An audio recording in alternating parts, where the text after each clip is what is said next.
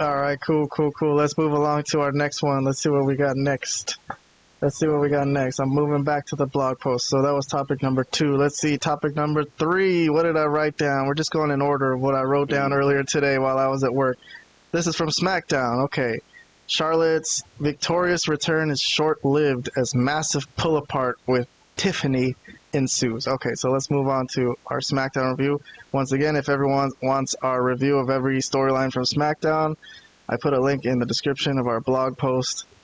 Let me go down to storyline number 3 over here as we get a glimpse of some other storylines that we're not going to talk about, but we have already reviewed. But let's see. So, what's her name has a match with BFAB, right? Charlotte. Really? That's the one you couldn't remember. You remembered BFAB, but you remember Charlotte Flair. But BFAB you knew, no problem. That's the one you like. BFAB is the one you like. Charlotte Flair, whatever her name is. Well, BFAB has been around more recently. Like, I have written more reviews on BFAB recently than Charlotte, because Charlotte's been gone for a while. But okay, so Charlotte wins that match. It was a warm-up match, a return match, whatever you want to say. She hasn't really had a match since she's come back from injury, other than the Royal Rumble itself. So she makes BFAB tap out. But Tiffany runs out right afterwards, so she was ready for a fight. What happened before this that Tiffany was so... Oh, yeah. Charlotte jumped her. I remember now. This was last Friday. The Friday before this, Charlotte jumped her, beat the crap out of her, left her laying. So basically, they had a wild fight.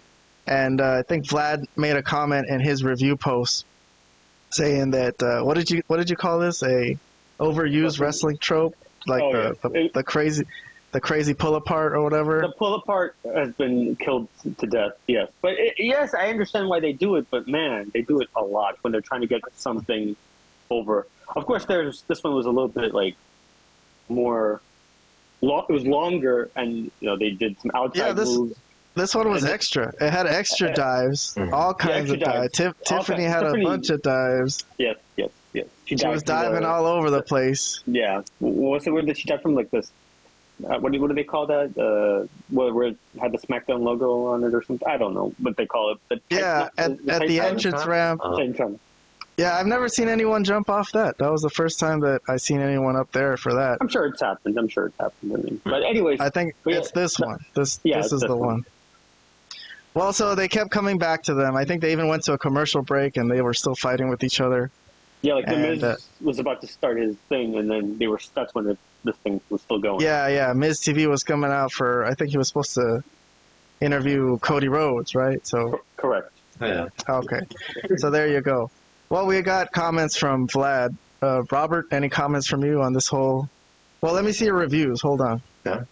Let me pull up the review sheet over here. Let's see. I got a thumb and a half. I gave it 1 thumb and 1/2 a thumb. And Vlad and Robert gave it a thumb.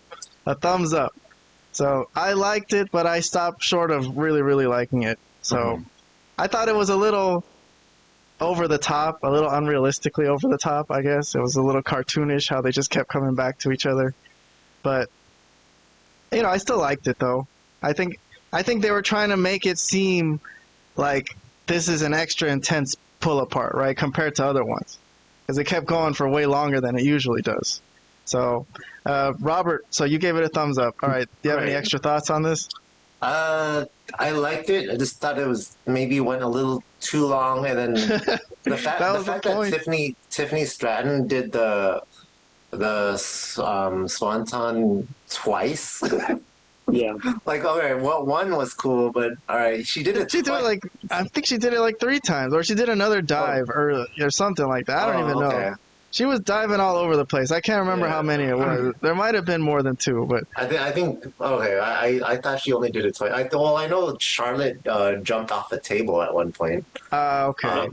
But yeah. So I thought one dive from Tiffany would have been enough. She didn't have to do 2 of them. Because then both times they were just like that whole crowd was just there to to break her fall both times. I don't know. It was just one too many times, but it was cool. I still like it. But do you think this is a worthy scene as a WrestleMania build-up scene for a WWE title match? It's fine. It's just they could have kept it shorter. That's all. Sure.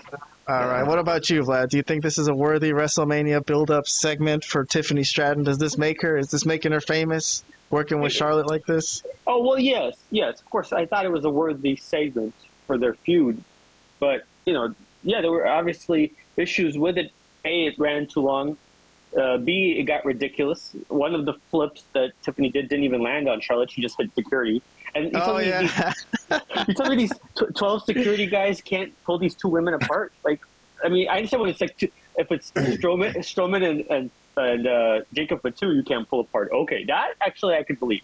Okay, but these two women you can't pull apart. Okay, that I don't really believe. Yeah, it's not realistic. It's not realistic. Okay, that 12 guys can't figure out how to get these two women, pulled back to the locker room. Come on. But anyways, like I said, it's overused. This whole trope of just like pull apart fights, security coming out, security getting beat up. It's been done to death. I personally feel so. You think they're doing that too much lately? Yeah, they just did it with CM Punk and Seth Rollins. They do it all the time. WWE is more guilty of it than AEW, but. Adam Pearce is always in there trying to break stuff up too backstage and stuff. So I'm sure there's a couple more that are slipping my mind. Oh, but there's been a lot. There's been a lot. It happens so much that I can't even remember it. It's just a normal thing. Security's got to come in. Well, there was a pull apart with MJF and Hangman Page last Wednesday. That's true. That was another one. So it happens all the time, not just in WWE, but in AEW too. But okay.